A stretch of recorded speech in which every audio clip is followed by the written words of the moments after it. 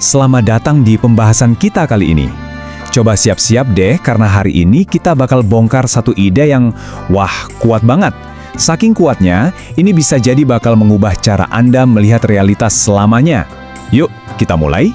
Pikiran itu mencipta. 3 kata doang, tapi ini tuh inti dari sebuah ajaran filosofis yang dalam banget loh. Ini bukan sekedar kutipan motivasi yang biasa kita dengar, tapi ini adalah sebuah prinsip kerja alam semesta. Nah, konsep keren yang bakal kita bedah bareng ini datangnya dari Dr. Moko. Beliau adalah pendiri Acitya Basvara. Pemikiran beliau ngasih kita sebuah kerangka yang bener-bener baru buat melihat gimana dunia batin kita itu membentuk dunia luar kita. Coba diingat-ingat lagi. Pernah nggak sih Anda lagi mikirin sesuatu? Misalnya, kayaknya giliran saya deh habis ini. Beberapa detik kemudian beneran kejadian? Nah, pengalaman-pengalaman kayak gitu tuh gerbang awal buat kita ngerti seberapa besar kekuatan pikiran kita. Oke, biar kebayang alurnya, ini yang bakal kita bahas. Pertama, kita kenalan dulu sama konsep dasarnya, terus kita masuk ke aritmatika batin, lanjut ke perjalanan menuju kepastian, belajar cara bikin energi kejut, dan di akhir, ada pesan spesial dari Dr. Moko. Oke, kita mulai dari bagian pertama ya. Yuk kita pahami sama-sama fondasi dari gagasan pikiran itu mencipta. Jadi konsep ini namanya psikofilosofi. Bedanya apa sama psikologi biasa?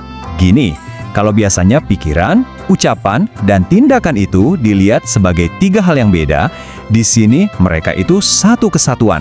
Satu sistem getaran yang nyambung dan gak terpisahkan, yang bareng-bareng menciptakan realitas kita. Terus gimana cara kerjanya? Nah, bayangin ada sebuah rantai. Rantai ini mulainya dari terminal pertama, yaitu kalimat batin alias pikiran kita. Getaran dari pikiran ini nih yang ngegerakin lidah kita dan jadilah kalimat ucapan. Dari situ, getaran ucapan kita narik kejadian dan akhirnya terwujud jadi kalimat tindakan. Nyambung terus kan? Sebuah aliran energi yang nggak putus. Nah, sekarang kita bedah lebih dalam lagi. Masuk ke bagian 2, aritmatika batin Anda. Yap, bener banget. Dunia batin kita itu ternyata ada hitung-hitungannya loh. Jadi, kalimat batin itu apa sih? Anggap aja ini source code dari realitas kita. Setiap harapan, setiap rasa takut, setiap keyakinan, itu semua adalah data point, blok bangunan paling dasar yang menyusun hidup kita. Nah, kumpulan source code atau kalimat batin tadi, itu bakal ngebentuk yang namanya value atau nilai diri. Dan ini bukan cuma soal konsep abstrak ya, ini tuh properti yang super kuat yang kita ciptakan sendiri, hasil dari total semua pikiran kita. Nah ini nih, matematikanya, kalau pikiran Anda positif, dan yang Anda ucapin juga positif, hasilnya itu asosiatif, saling ngedukung, saling nguatin, value yang kebentuk jadi kuat banget. Tapi, kalau pikirannya negatif, tapi ngomongnya positif, biar kelihatan bagus gitu, getarannya jadi bentrok, saling membatalkan di dalam. Nah ini yang bikin value-nya jadi lemah. Oke, kita udah ngerti cara kerjanya. Sekarang kita lihat perjalanannya. Gimana caranya kita bisa bertransformasi dari yang tadinya cuma ada jadi punya sebuah kepastian sukses. Perjalanannya ini lewat 3 lapisan atau 3 level. Mulai dari eksistensi, naik ke peluang, dan puncaknya ada di kepastian. Jelas banget kan tahapannya? Yuk kita bedah satu-satu. Lapisan pertama itu eksistensi. Di sini tujuannya simpel, biar dikenal orang. Kuncinya adalah delta, alias jarak antara citra publik kita sama diri kita yang asli.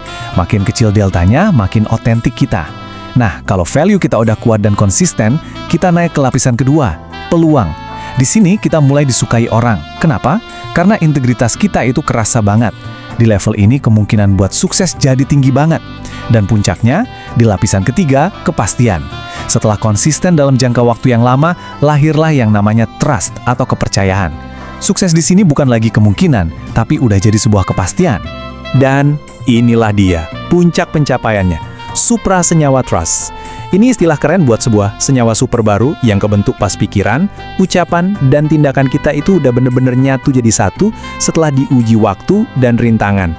Integritas level tertinggi lah bisa dibilang. Oke, teorinya udah dapet. Sekarang pertanyaannya, gimana cara prakteknya? Di bagian 4 ini, kita bakal bahas gimana caranya kita bisa secara aktif pakai energi ini buat ngebentuk realitas. Kuncinya itu ada di resonansi tinggi. Maksudnya apa? Ini adalah pas kita ngulang-ngulang pikiran baik, doa, atau harapan, tapi dengan intensitas yang kuat banget, Saking kuatnya, getarannya itu sampai menggema ke seluruh alam semesta. Nah, kutipan ini ngejelasin hasilnya dengan sempurna. Ucapan baik yang diulang-ulang itu nggak akan sia-sia. Getaran-getaran kecil itu numpuk, terus pada satu titik, dia jadi energi yang menghentak. Jadi, daya kejut yang bisa ngerubah keadaan. Contoh paling gampangnya soal getaran ini, waktu kita dekat bayi, coba diperhatiin.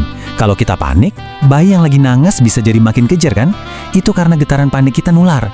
Sebaliknya, kalau kita tenang, kita ngomong pelan-pelan, getaran tenang kita juga nular. Bisa bikin bayinya jadi lebih adem.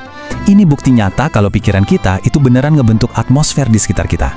Terus gimana caranya kita ngelola energi ini secara sadar? Ada beberapa teknik praktis nih. Bisa dengan narik napas dalam-dalam, kontemplasi atau merenung, atau berzikir. Ini semua itu cara buat ngambil energi positif yang ada di alam semesta, buat ngeganti source code ketakutan di dalam diri kita dengan source code harapan dan ketenangan. Baik, kita sampai di bagian terakhir. Di sini kita bakal rangkum semuanya jadi sebuah pesan penutup yang kuat dari Dr. Moko. Jadi, kesimpulannya apa? Ingat, ada 3 kalimat yang ngebentuk hidup kita.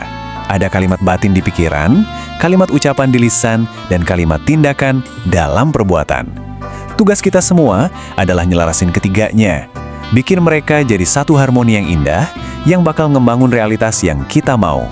Dan sebagai penutup, saya mau menyampaikan sebuah pesan pribadi dari penggagas konsep ini. Salam hangat dari Dr. Moko untuk teman-teman pegiat psikologi dan semua pembelajar di seluruh Indonesia.